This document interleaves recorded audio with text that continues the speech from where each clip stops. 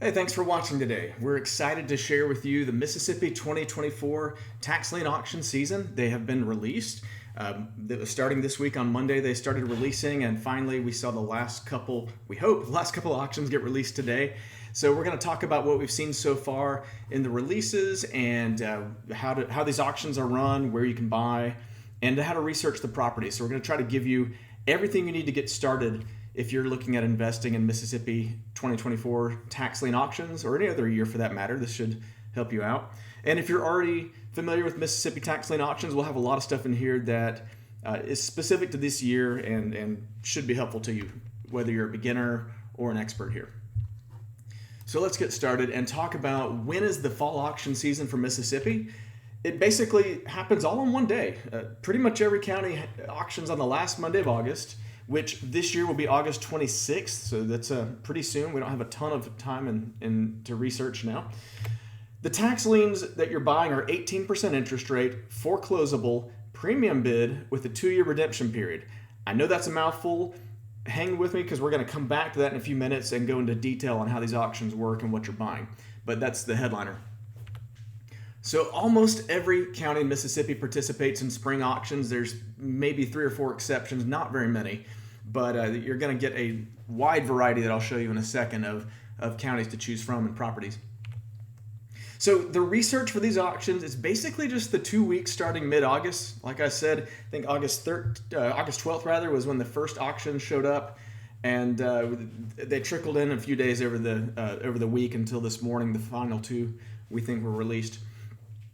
So you have to research fast. There's just not a huge window of time, so we're going to help you with the saving time on that research in a moment too.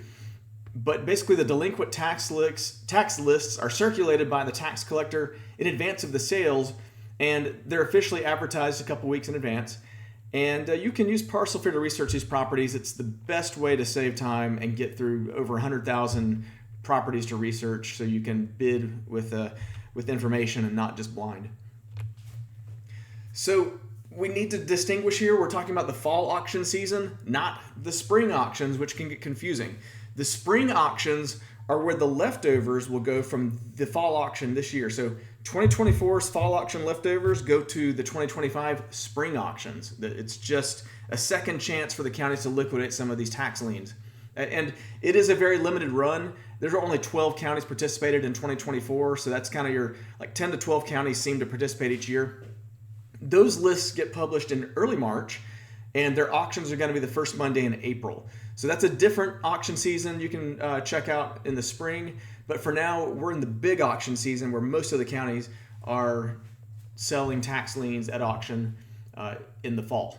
And it is kind of funny, August 26th, at least in Mississippi in the area, August 26th does not feel like fall. So it still feels like summer. It's kind of funny to call it a fall auction season, but we do.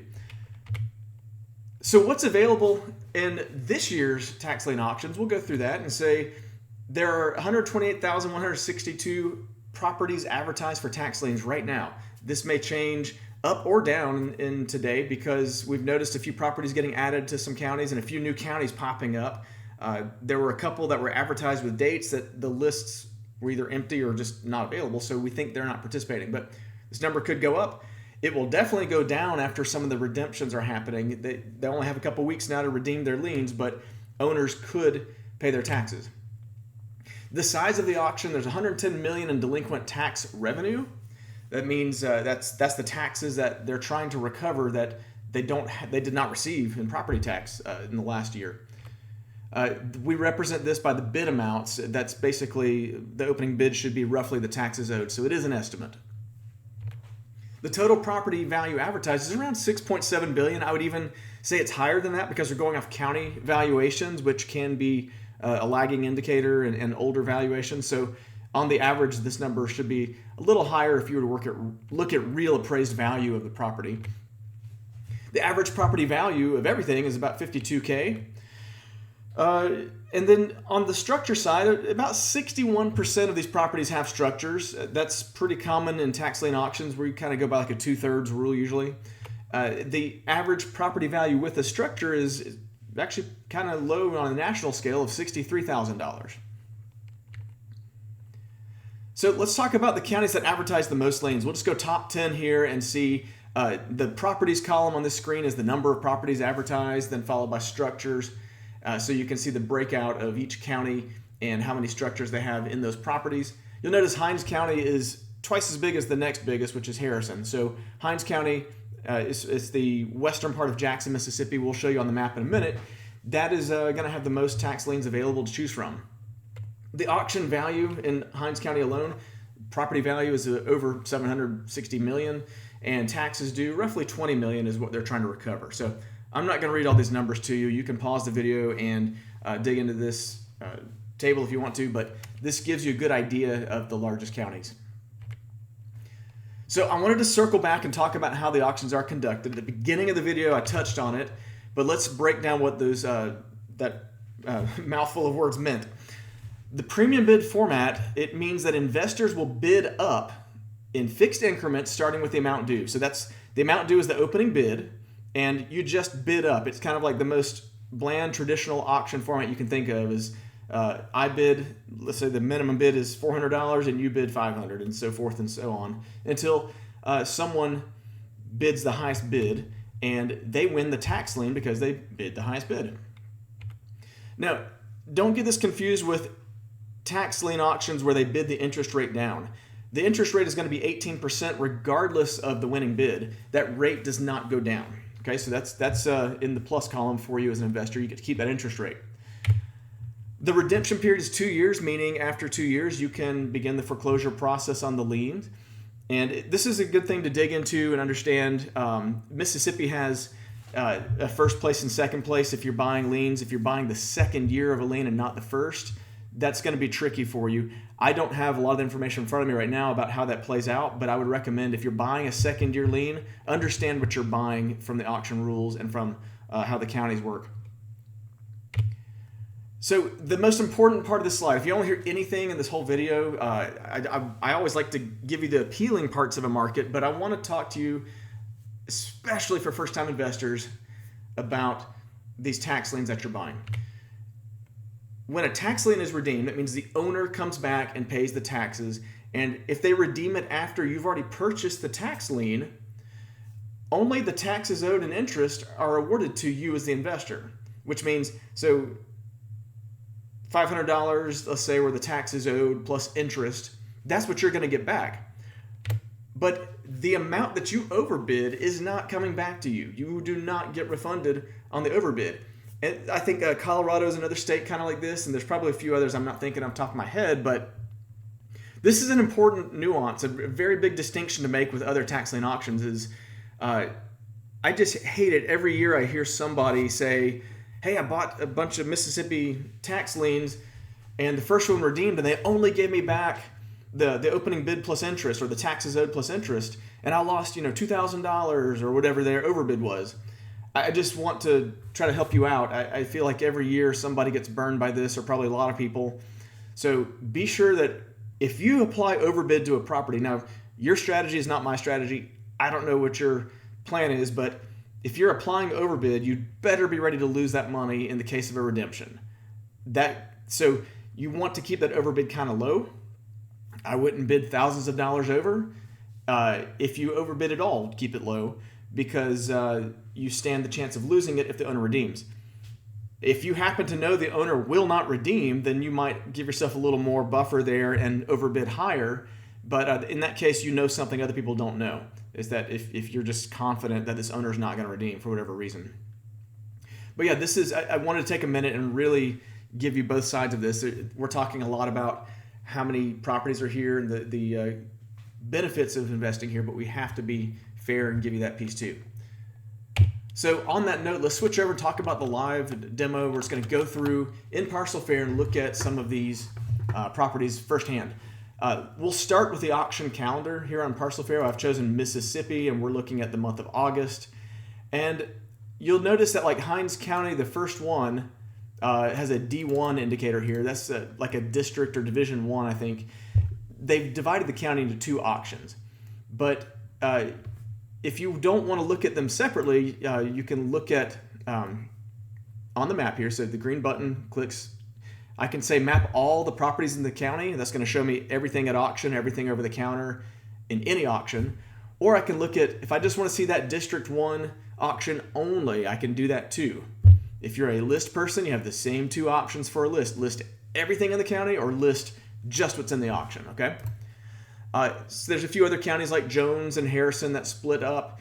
And you'll notice a few of these say they have a towns like City of Granada, town and city. Some of these, they don't say the county name, but when you're viewing it on our map, it's still going to go by the county. It's just the auction name is specific to a city or a town. So that's how you can check out the auctions, how many properties are available, and decide which ones you want to look at. Let's go, we're going to map everything in Hinds County, and I just went ahead and pulled it up here. We're looking at Hinds County is the west side of the city of Jackson, Mississippi. And historically, there are a lot of properties available there. Just from the kind of the high-level satellite view here, you can see let me go to satellite. The rural areas have large properties like this. You can see this is actually 443 acres. So nice timberland or farm or whatever that's used for, or whatever you want to use it for. If you buy liens on that and you're able to foreclose on that land, then that could be something of value to you. So you have the rural options out in the outskirts of the county, and then you have the area of Jackson right in the dead center of the city. We can see a lot of stuff going on here. And looking at rooftops here, let's do a comparison. This is a auction property in the yellow outline, and across the street is an over-the-counter tax deed. Not the same thing as the 18% tax lien at all. You're buying a tax deed that was from a previous auction that didn't sell, foreclosed on by the state, and is now available over the counter. So we have other videos that cover the over the counter process. There's a lot to look at in those steps, but just know for today that you can buy over the counter deeds in Mississippi from the state, and they are in the mix in our search results right now. That's why we see 18,000 parcels here. So here's an auction property. Why don't we, before we dig into a property, I want to show you how to filter this down. So in the bottom left, I see this 18,000 parcels with the magnifying glass. I can click on that, and now I'm able to kind of slice in and break down what I'm looking at here. The first thing I want to do is go to availability and say liens only. And that's going to cut it down by about 2,000 properties to 16,000. So now let's take a look at that improvements box here. If I want to see vacant land only, I can click that and see that there's 3,725. I could go to improvements to see land that has buildings or improvements on it, and we're back up to 12,457. So if my strategy is buying houses and liens on houses, then I'm going to go with that. Total value, remember we said the average was around 62,000 on a structure. Let's drop a total value minimum of 30,000 on here. That cut about 5,000 properties out. So it means there are about 5,000 properties worth less than 30 grand with houses. So, you may want to actually include those in your strategy. I'm just doing this for instance. Let's put a cap on 100,000 and see what it takes out. Whoops, I said 10,000. Let's do 100,000. There we go. So we're down to 5,864 properties. If the opening bid is important to you, you could use this taxes owed range and say, I want a minimum bid of at least $500 because that's the taxes owed. And let's do a max of 1,500. I don't know if that's going to take many out. It did. It took 1,000 out. Let's drop it to 1,000. Let's say I want a starting bid less than $1,000. So we've taken this and we've dropped 90% of the properties out at this point. So I'm just going to click go, and we're going to see on the map what's remaining. I'm going to switch back over for better contrast there. So 90% of those properties have been dropped out of our results. So that's useful, but if you're open to bidding across many counties, you don't want to go through every county and do that same process. So I'm going to show you a shortcut here. We ran those parameters, let's say that's your strategy, on Hinds County, okay? I'm going to drop down the county list here and just hit all counties and search across every auction in the state, okay? So what that just did was it took like 80 auctions or so and condensed it into one search for me. And now what I'm looking at is 14,000 parcels. Remember, there were well over 100,000 parcels advertised across the state. So this is kind of like taking 90% of the parcels out of the state and narrowing it down to just my strategy. And if I want to get even more specific on my strategy, I'm going to raise that minimum bid the minimum value to $40,000, and let's just go with that and see where we land. So that's going to take out some of the lower value properties and give me kind of a stair step up in my results, which that's going to take us from about 14,000 properties down to roughly 9,000. So we just eliminated another 5,000 properties from our results, okay? So there's other things you can play with here. You can actually, let's say we want to do like out-of-state owners only, where we want to see just situations where the owner lives in a different state. That's very niche, very targeted. It's not a guarantee that they're not going to redeem, but it's sometimes an indicator that they're less likely to redeem. So some people really like those out-of-state owners. That took, us down another 90% out of the 5,000 or whatever, down to just about 600 parcels remaining. So we're at a place now where I can really work this list. In fact, there's so few. I've got it narrowed down so few in the whole state that I want to go view these in a list. So on the right side, I'm going to look at my parcel results. This blue drop down right here. I can do three things. I can download those to a spreadsheet if I just want to go work it outside of the system and analyze it there. If I just want to do a quick view of this in a grid, I can just pop it open like that. But I think what I'm going to do is save these results as a list so I can leave it and come back to it. I'm saving these results, and I'm going to make a new list, and I'm going to call it Mississippi 2024 Lien Auction. So that's, I could probably do a better name than that. But if I just wanted to narrow it down, and this is a good strategy here, is if I'm just sort of eyeballing, I've already limited the properties, but I'm going to eyeball this and say, let's check out the smallest acreage. Oh, there's, some of these don't have acreage at all, so I'm just going to take those out. And some of them are so small, I'm going to remove those from my list. Let's just, keep deleting those out of my list. I could have filtered by acreage, I guess. That would have been better. But maybe I'm just going to look and say, I don't want to buy something held by an LLC because, maybe I'm just worried about them redeeming or whatever suspicion I have about LLCs. And, here's an incorporated company. I'm going to remove it from my list. And then, really anything you can think of here that would help you narrow it down. Maybe, let's see. If I want to further filter this down, I'm going to look at my amount due. That's the amount that the opening bid is. Remember, we set a max of $1,000. That's why 999 is right there at the top. Let's go the other direction, say $500. Maybe I just want to remove some of those top bids. So anyways, I'm taking my list down, and I just took out about 20 properties. So this is how I could work my list down to something smaller to work with. And then I can, of course, export it if I wanted to CSV. And that gives you an idea of a way you could work the list here. The last thing I want to do is show you the property report. This is probably the most important part of the whole thing. I'm looking at this property I found on the right side and hit find on map. It found it on the map for me and put a bubble here. I'm going to go pull those details open. And this is where, if I've narrowed my list down and I really want to dig into a property and decide, am I going to bid on it or not, I could spend some time here just working the data. So I can see the acreage, their structures, the valuation breakdown of land and improvements, total value, the street address. I can see that there's one tax lien available. That's what's coming up at this auction. I can see that it's occupied. This just means that the Postal Service, as of today, says that they're checking the mail. So I know there's probably somebody living there.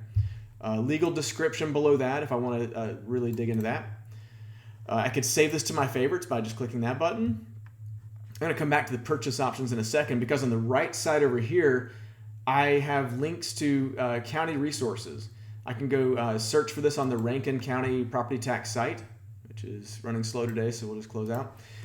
And one other thing, if I want to see the house up close and get a panorama view, this green button will take me to it. And then I can actually just sort of check out the neighborhood. We're talking about this house from what I saw. But, looks like a very nice area.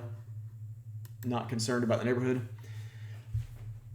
But the purchase option is what I wanted to get to, is this block right here. On any property in the whole system, this is going to tell you, whether over-the-counter, auction, or whatever else, how to buy it and the ways we know to buy it. So in this case, it's in an upcoming auction. If I click that, I see it's August 26, 8:30 a.m. online at govies.com.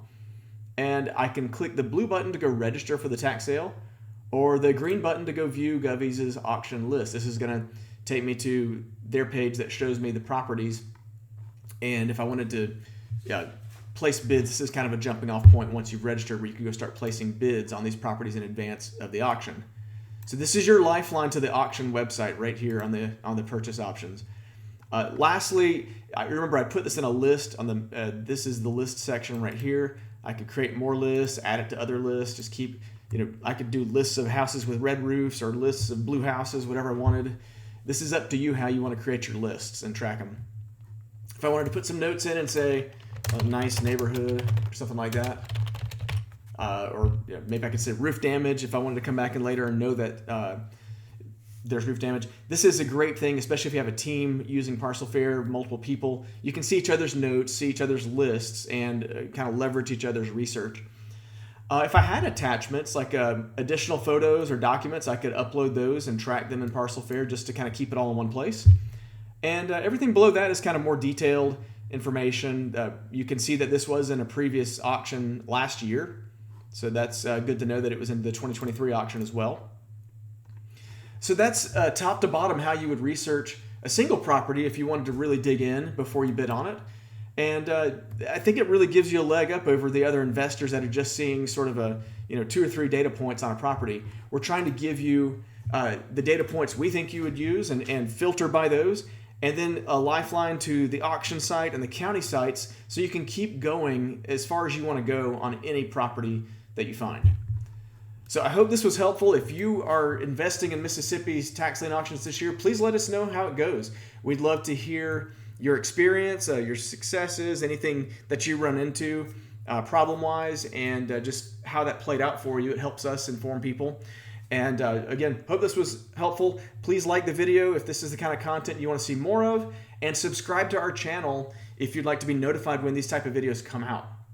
It helps us know that there's interest and to keep going on these videos and where to put our time into it. So again, thanks for watching and best of luck in the auctions.